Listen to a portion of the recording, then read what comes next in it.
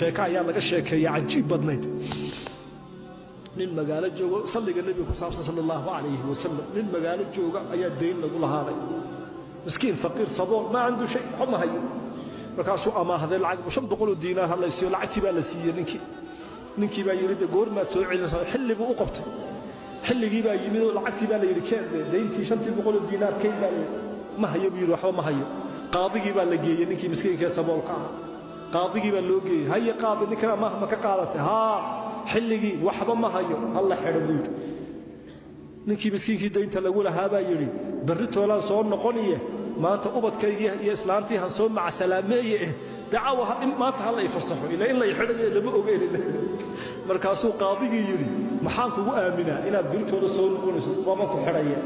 markaasuu yiri damaanati rasuulullaahi sallallahu alayhi wasallam ilaah baa nabiga idamiin buu qaadiga ahad mooda inay samxatu saalixiin inay qaadiga ku jirto askar rumaystay waahi buu iska tagay miskiinka islaantii buu u tagay wuxuu bari waan xidhana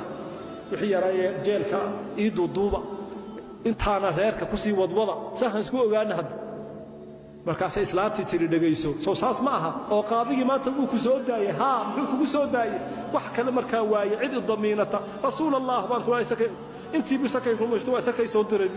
subhaan islaantii fariideed maxay tiri hadiiba taa maanta lagu soo damiintay fadhiiso nabiga ha ku sallina ila saada fajr la idaamay fadhiiso hadda ku salli nabi muhammad sallallahu alayhi wa sallam allahumma salli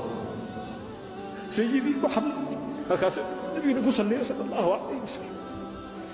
saadi fajr ka hor hurda qabato iska seexday riwaayad waxay leedahay sheekadu nabi muhammad buu ku riyooday nabi sallallahu alayhi wa sallam aroorta u tag buu yiri ninka bari saabka magaalada ka ah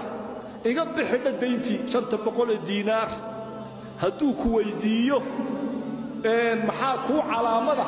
waxaad ku tiraahdaa buu yiri adiguba nabiga waad ku sallidaa in badan sallallahu alayhi wa sallam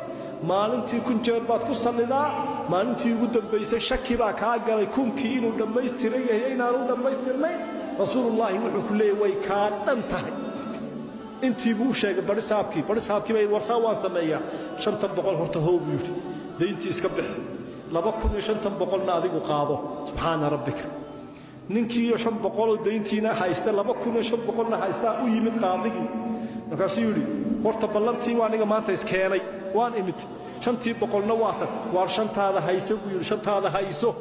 sababtaada awgeed baa nabi maxamed ku riyooday aniguna sallallahu alayhi wa sallam qaadigii baa 500 na ana bixinaya tag kii deynta kula haayo cararaya yimid markaasuu war ninkii aaway deynta kula haa ninkii deynta kula haa aaway war waa kan markaasuu war 500 waan ka saamaxay sababtaada nabi maxamed ugu riyooday sallallahu alayhi wa sallam waa ku daayay